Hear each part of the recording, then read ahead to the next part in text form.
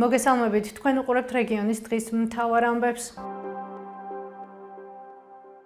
ადიგენის მუნიციპალიტეტის სოფელი არალის მცხოვრებლები შიდა საუბნო გზების რეაბილიტაციის საჭიროებაზე საუბრობენ. აღნიშნული საკითხი ერთ-ერთმა მოქალაქემ გოჩა ქიმაძის ანგარიშის წარდგენის დროს ისაუბრა. მერის თქმით 2026 წელს გეგმავენ უდი არალის საზღვარზე ჯამში კილომეტრ-ნახევარი გზის რეაბილიტაციას. საუბნო გზები გვაქვს ისეთი ადგილები, რომელიც ჩვენი უმენობანი გაქვს. აი სულ ზემოთა წარმოქმნის ფარერები. წელს მომავალ წელს ჩვენ ვაკეთებთ მან ვალოდიასკენ კილომეტრ-ნახევარზე მეტი გამოდის. აი უდი არალის საზღვარი რომ არის. ავდივარ ავას ბოლონდის და ყველა ჩიხში შევა. მომავალ წელს ეს გადაწყვეტა ხალხმა. აი შემოდგომით რომ მოვალ თქვენთან, მომავალ შემოდგომით. მერე თქვენ დააყენეთ ეგ საკითხი. ხალხი რასაც გადაწყვეტს, მეც იმას რასაც დამოვალებთ, იმას გავაკეთებ. და კიდევ ერთი არის სასუქლებში როგორ მდგომარეობა. ოპოზიციონერი პოლიტიკოსი ზურაბ გირჩი ჯაფარიძე, რომელიც წულუკიანის კომისიაზე გამოუცხადებლობის გამო 7 თვე პატიმრობაში იმყოფებოდა, გაათავისუფლეს. როგორც იგი განმარტავს, საპატიმროდან დაგეგმილზე ადრე გამოუშვეს. პენტენციური სამსახური აღნიშნულს უარყოფს.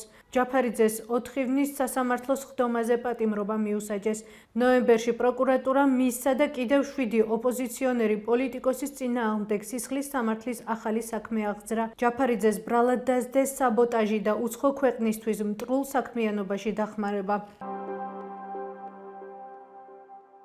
SAFE არის უფასო უსაფრთხოების აპლიკაცია ქალებისათვის და გოგოებისთვის, რომელიც საგანგებო სიტუაციების დროს აგზავნის SOS სიგნალს, აჩვენებს თქვენს ადგილმდებარეობას და აკეთებს აუდიო ჩანაწერს. მეტ დეტალზე გვესაუბრება SAFE-ის კომუნიკაციების მენეჯერი მილენა ჰაირაპეტიანი.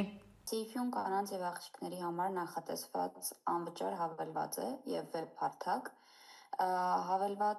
SAFE არის უსაფრთხოებისთვის განკუთვნილი აპლიკაცია, განსაკუთრებით ქალებისა და გოგონებისთვის. აპლიკაციის ჩამოტვირთვა შესაძლებელია App Store-დან და Google Play-დან და ის სრულად უფასოა. აპლიკაციას აქვს 2 ძირითადი ფუნქციონალი. პირველი არის სიგნალის SOS ღილაკი, რომელიც მომხმარებელს საშუალებას აძლევს რამდენიმე წამში გაააქტიუროს საგანგაშო შეტყობინება. მომხმარებელი წინასწარ ირჩევს მაქსიმუმ 7 კონტაქტს. ეს შეიძლება იყვნენ მეგობრები ან ოჯახის წევრები, აპლიკაციაში მოხსენიებული ქალთა მხარდამჭერი ცენტრები. ასევე სპეციალური ღილაკის მეშვეობით შესაძლებელია პოლიციის ჩართვა ან გამორთვა. SOS ღილაკზე დაჭერის შემდეგ რამდენიმე წამში ყველა წინასწარ შერჩეულ კონტაქტს ეგზავნება ავტომატური შეტყობინება, რომელიც აცნობებს, რომ მოცემული პირი საფრთხეში იმყოფება.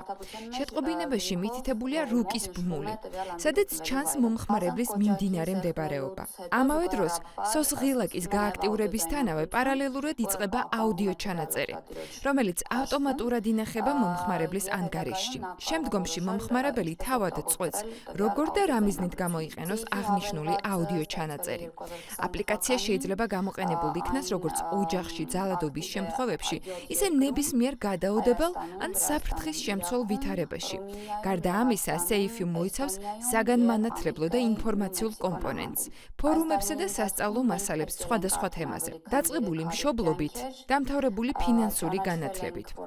ასევე აპლიკაციის ფარგლებში ხელმისაწვდომია საორგანიზაციო, იურიდიული და ფსიქოლოგიური უფასო კონსულტაციები.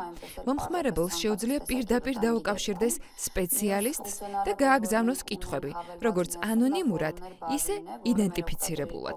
აპლიკაციის გამოყენებისთვის საჭიროა ინტერნეტ კავშირი, თუმცა SMS შეტყობინებები მომხმარებლისთვის სრულად უფასოა. მომსახურების ხარჯებს თავად აპლიკაციის გუნდი ფარავს.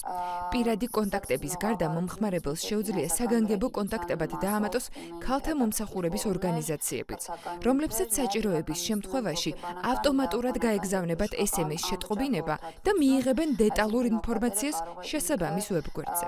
ამჟამად SafeUse ყავს 55,000-ზე მეტი მომხმარებელი და 75-ზე მეტი პარტნიორი ორგანიზაცია ქსელში. SafeUse გუნდი მოუწოდებს ყველა ქალსა და გოგონას ჩამოტვირთონ და ჰქონდეთ ეს აპლიკაცია საკუთარ ტელეფონზე. მაშინაც კი, თუ მათ არასდროს დასჭირდებათ მისი გამოყენება საგანგებო ვითარებაში, შეძლებენ ისარგებლონ საგანმანათლებლო კონტენტით და სურვილის შემთხვევაში მიიღონ უფასო კონსულტაცია სპეციალისტებისაგან. SafeU აპლიკაცია შეიქმნა 2020 წელს და ამჟამად აქტიურია 7 ქვეყანაში: სომხეთში, საქართველოში, ერაყში, რუმინეთში, პოლონეთში, ესტონეთსა და აშშ-ს ნიუ-მექსიკოს შტატში. წლების განმავლობაში აპლიკაციამ შეძლო 300-ზე მეტი ადამიანის სიცოცხლის გადარჩენა და აღიარებულია როგორც ციფრული საზოგადოებრივი სიკეთე გაეროს გენერალური მდივნის მიერ. Քանի որ հավելվածը անվճար է եւ հավելվածում արկա բոլոր ծառայությունները անվճար են, կհորդորեմ, որ յուրաքանչյուր կին եւ աղջիկ ունենա իր հեռախոսի մեջ. ეს იყო ჩვენს ხელთარსებული დღევანდელი ბოლო ინფორმაცია. მეტი და დეტალური ინფორმაციისთვის ეწვიეთ ჩვენ ვებ და Facebook გვერდს. გმადლობთ რომ გვიყურებთ. ორ შაბათამდე.